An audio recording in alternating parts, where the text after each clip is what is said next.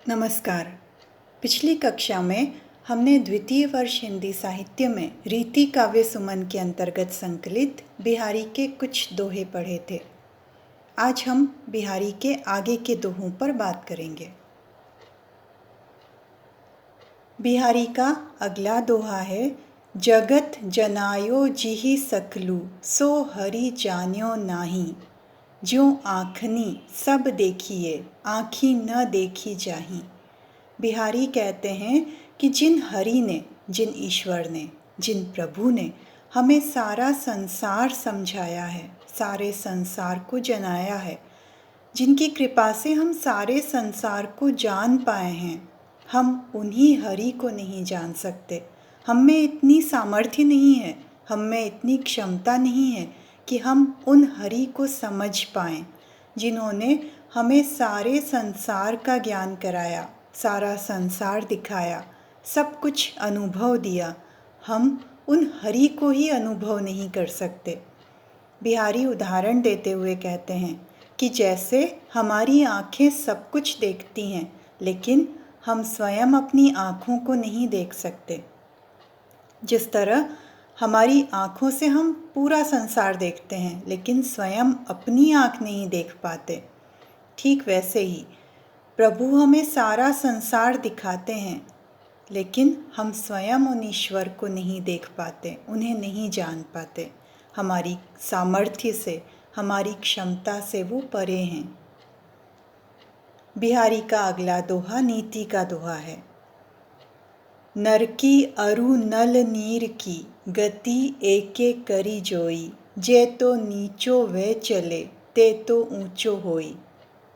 यह बिहारी का प्रसिद्ध दोहा है और व्यक्ति की विनम्रता को व्यक्त करता है। जो व्यक्ति जितना झुकेगा, जितना विनम्र बनेगा, उतना ही ऊंचा उठेगा, उतनी ही उसकी तरक्की होगी। यही उदाहरण देते हुए बिहारी कहते हैं कि मनुष्य की और नल के पानी की गति को एक समझना चाहिए, इनकी गति को एक करके देखना चाहिए।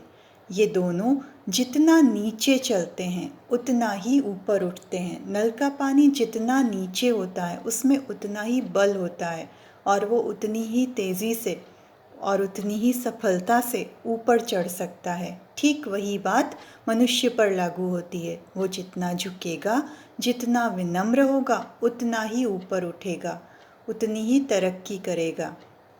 जैसे वृक्ष फल से लदे होने पर झुक जाते हैं, वैसे ही व्यक्ति गुणवान होने पर, विनम्र होने पर झुक जाता है। अपनी बड़ाई खुद नहीं करता, अभिमान नहीं करता। बिहारी का अगला दोहा भी नीति का दोहा है। कहते हैं बिहारी सतसई भक्ति, नीति और श्रृंगार की त्रिवेणी है और तीनों तरह के दोहे बिहारी ने इतनी कुशलता से लिखे हैं और इनमें संसार का इतना अनुभव संजोया गया है। शायद इसी कारण उनके दोहों को गागर में सागर कहते हैं। इस दोहे में बिहारी कहते हैं, इही आस अटक्यो रहतु अली गुलाब के मूल, वे हैं फेरी बसंत ऋतु इन डारन वे फूल।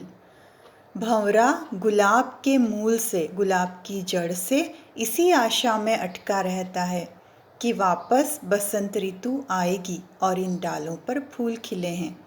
तो जो व्यक्ति समझदार हैं, वफादार हैं, वो विपत्ति के समय अपनों का साथ नहीं छोड़ते। वो जानते हैं कि समय हमेशा एक जैसा नहीं रहता, फिर बसंत ऋतु लौटेगी और इन डालों पर फूल खिलेंगे। अगले दोहे में बिहारी कृष्ण के रूप का वर्णन कहते हैं।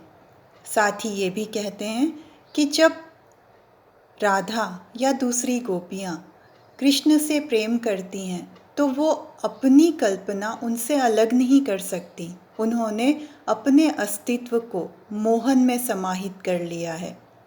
बिहारी कहते हैं, कीने हूँ कोटिक जतन अब कही काढ़े कोनु, भो मन मोहन रूप मिली पानी में को लोनु। कि मैं करोड़ों जतन करूं तो भी अब भला कैसे निकाल सकती हूँ। करोड़ों उपाय करने पर, करोड़ों यत्न करने पर भी अब भला कैसे बाहर निकाल सकती हूँ। मेरा मन तो मोहन के रूप में समाहित हो गया है, मोहन के रूप से मिल गया है। पानी में को लोनू, जैसे पानी में नमक घुलने के बाद बाहर नहीं निकाला जा सकता, ठीक वैसे ही मेरा मन तो मोहन के मन में, मोहन के रूप में समाहित हो गया है, उससे एकाकार हो गया है। अब मैं करोड़ों उपाय कर लूँ, कितनी भी कोशिश कर लूँ, उसे बाहर नहीं निकाल सकती। अगला दोहा फिर से नीति का दोहा है। को कही सके बड़ेन सो, लखे बड़े हु भूल, दीने दई गुलाब को, इन डारन वे फूल। बिहारी कहते हैं कि बड़े व्यक्ति अगर भूल भी करें तो उन्हें कोई कुछ नहीं कह सकता। को कही सके बड़ेन सो, लखे बड़े हु भूल।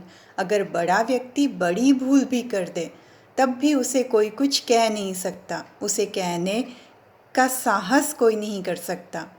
कवि कहते हैं दीने दई गुलाब को, दई देव को देखिए, विधाता को देखिए, उन्होंने गुलाब के फूल इन डालों पर दिए हैं जिन डालों पर कांटे हैं।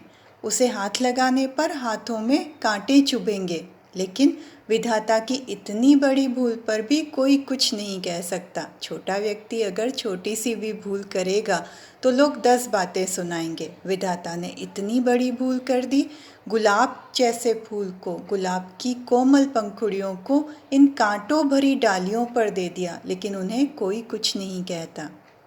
यही संसार का दस्तूर है। अगला दोहा फिर से नीति का दोहा है। कवि अन्योक्ति में कहते हैं, अरे हंस या नगर में जइयो आप विचारी, कागनी सो जिन प्रीति करी, कोकिल दई बिडारी। हे हंस, हंस यहाँ प्रतीक है विवेकी व्यक्ति का, समझ रखने वाले व्यक्ति का, जिसे ये पता है कि सही क्या है और गलत क्या है।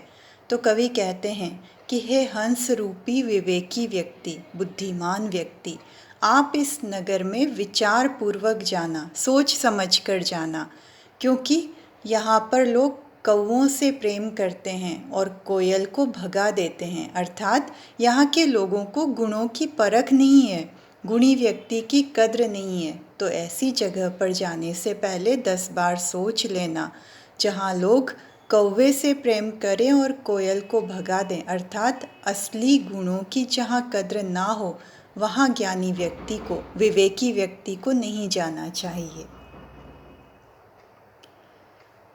अगले दोहे में बिहारी ने कृष्ण के कुंडलों का वर्णन किया है। मकराकृत गोपाल के, कुंडल सोहत कान, धस्यो समरु हिय गढ़, मनहु ड्योढ़ी लसत निशान। कवि कहते हैं कि गोपाल के, कृष्ण के मकर की आकृति के जो कुंडल बने हुए हैं वो उनके कानों में अत्यधिक शोभित हो रहे हैं, बहुत अधिक शोभा दे रहे हैं। ऐसा लगता है कि सुमेरु पर्वत हृदय रूपी गढ़ में धंस गया है और ड्योढ़ी पर, दहलीज पर उसने निशान छोड़ दिया है। कृष्ण के कानों के ये कुंडल कवि को मुग्ध करते हैं, सम्मोहित करते हैं। इसीलिए वो कहते हैं कि मकर की आकृति के ये कुंडल गोपाल के कानों में अत्यधिक शोभित हो रहे हैं। ऐसा लगता है मानो सुमेरु ही गढ़ में धंस गया है और ड्योढ़ी, कान रूपी जो ड्योढ़ी है, दहलीज है, उस पर उसने निशान छोड़ दिया है। अगला दोहा पुनः नीति का दोहा है। कवि कहते हैं, अति अगाधु अति औथरो, नदी कूप सरुबाई, सो ताको सागरु जहाँ, जाकी प्यास बुझाई। चाहे अत्यधिक गहरा हो, चाहे अत्यधिक उथला हो, चाहे वो नदी हो, कुआं हो, सरोवर हो या बावड़ी हो, लेकिन उसके लिए तो वही सागर है जो उसकी प्यास बुझाता है। चाहे बहुत सारे जल स्रोत हो, नदी हो, कुआं हो, सरोवर हो या बावड़ी हो, लेकिन उसके लिए तो वही सागर है जो उसकी प्यास बुझाता है। चाहे बहुत छोटा जल स्रोत हो, चाहे बहुत कम पानी हो, लेकिन व्यक्ति की अगर प्यास बुझाता है तो उसके लिए तो वही उसका सागर है। यहाँ भी अन्योक्ति है।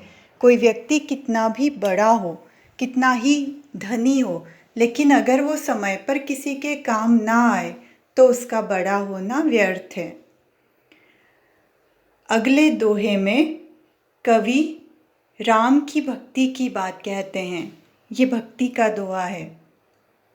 कवि कहते हैं, यह बिरिया नहीं और की, तू करिया वह सोधी, पाहन नाव चढ़ाए जिन, कीन्हे पार पयोधी।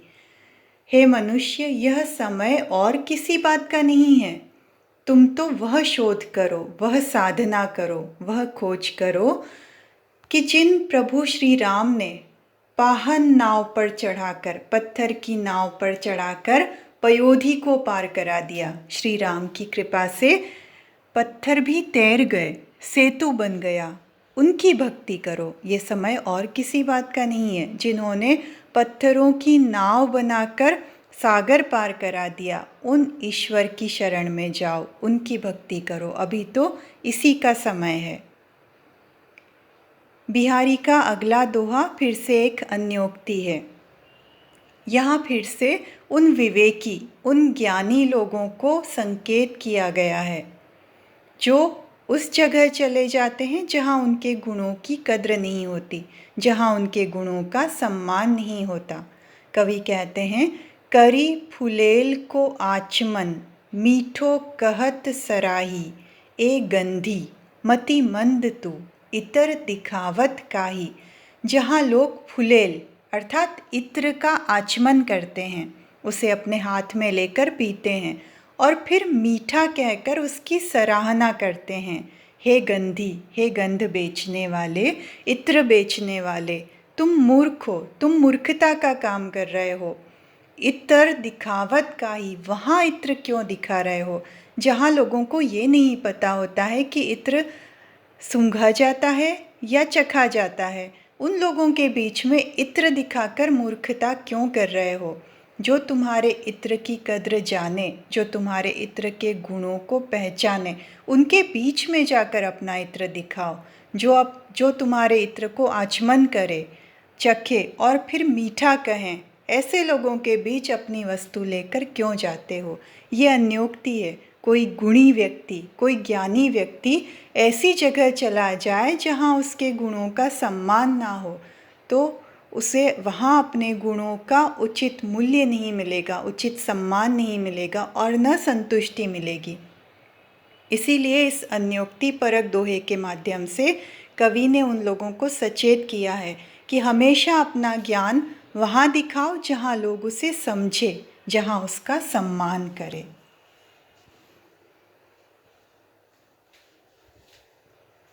अगली कक्षा में हम बिहारी के कुछ और दोहे पढ़ेंगे। आज की कक्षा यहीं तक। धन्यवाद।